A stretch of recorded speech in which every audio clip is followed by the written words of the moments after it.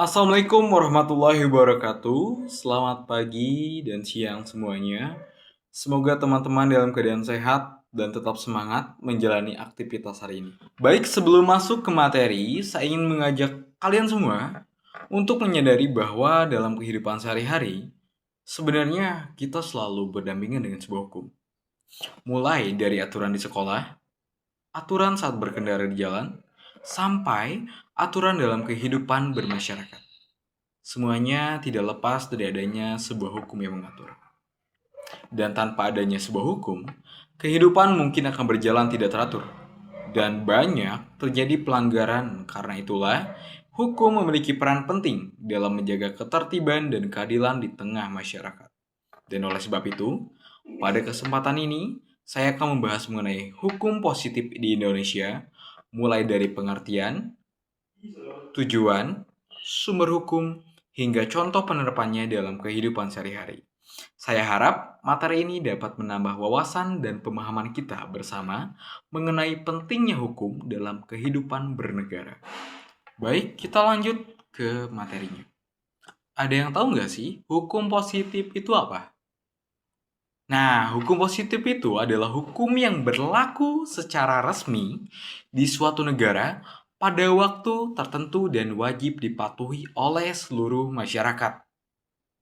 Dan di Indonesia, hukum positif dibuat oleh lembaga yang memiliki kewenangan seperti pemerintah dan DPR. Aturan tersebut dibuat untuk mengatur kehidupan masyarakat agar tercipta ketertiban dan keadilan. Jadi, semua aturan yang berlaku saat ini, seperti undang-undang dan peraturan pemerintah, termasuk ke dalam hukum positif. Di sini, hukum positif di Indonesia memiliki susunan atau hierarki aturan. Yang paling tinggi adalah Undang-Undang Dasar 1945 sebagai dasar negara. Selain itu, terdapat undang-undang, peraturan pemerintah, peraturan presiden, hingga peraturan daerah. Semua peraturan tersebut saling berkaitan dan tidak boleh bertentangan dengan aturan yang lebih tinggi. Nah, di dalam contoh hukum positif dapat kita lihat nih dalam kehidupan sehari-hari juga. Misalnya nih teman-teman nggak pakai helm saat berlalu lintas. Nah, itu juga masuk ke dalam hukum positif.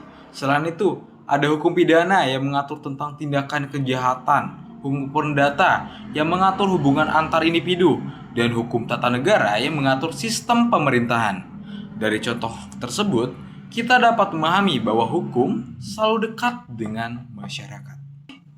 Nah, hukum positif di sini memiliki beberapa tujuan yang penting dalam kehidupan bernegara. Yang pertama, menciptakan ketertiban dalam masyarakat. Ini penting banget. Dan kedua, memberikan keadilan bagi setiap warga negara.